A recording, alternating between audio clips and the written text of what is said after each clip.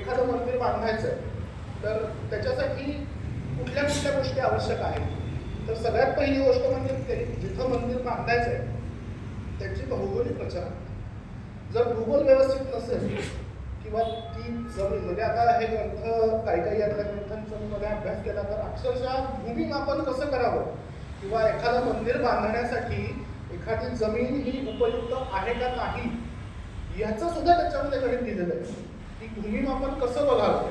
मग त्याच्यामध्ये खड्डे करून पाणी उठावं, पाण्याबरोबर साधारण 2 फुटाच्या खाली पाणी गेलं तर जमीन मंदिर बांधण्यासाठी उपयुक्त नाही, कारण माती भुसभुशीत आहे. म्हणजे जर त्याच्यावर हा डोलारा उभं राहिला तर काहीतरी त्याला डॅमेज होऊ शकतं. पण जर पाणी तसंच राहिलं तर ते अतिशय उत्तम जमीन आहे. असे अनेक आडाखे या ग्रंथांमधून आपल्याला दिलेले बघण्यात येतात. 1834 मध्ये रामराज यांनी या ग्रंथांचा अभ्यास केला आणि essay on the architecture of Hindus हा ग्रंथ लिहिला. पुढं प्रसन्नकुमार आचार्य यांनी Hindu architecture according to Manasara हा ग्रंथ लिहिला. मानसार हा सुद्धा एक 13व्या-14व्या शतकातला खूप उत्तम असा ग्रंथ आहे आपल्याकडे. त्याच्यामध्ये फक्त मंदिरच नाही, मूर्तिशास्त्राविषयी आहे. अगदी आपण रोज जे जेवण जेवतो त्या जेवणाच्या पाककृती कशा असाव्यात. म्हणजे आपल्याला वाटतं की जिलेबी म्हणा, बासुंदी म्हणा हे पदार्थ आत्ताच आहे, पण जिलेबीची बासुंदी मानसारमध्ये मी वाचलेली आहे 14व्या शतकात 15व्या शतकातल्या ग्रंथात. त्याच्यामध्ये जिलेबीची त्यांनी पाककृती दिलेली आहे आणि अशा अनेक गोष्टी त्याच्यामध्ये आहेत. मी म्हणलं तसं भूमिपरीक्षा असेल, भूमापन पद्धती असेल, वास्तुनिर्मितीचं तंत्रज्ञान किंवा वास्तुशास्त्र असेल, या सगळ्या गोष्टींचा विचार करून हे मंदिर बांधलं जायचं. मग आता हे मंदिर कोण बांधतं? तर मंदिर बांधण्यासाठी 4 महत्त्वाचे अधिकारी आपल्याकडे सांगितलेले आहेत. ते 4 अधिकारी कोण आहेत? तर एखादा स्थपती.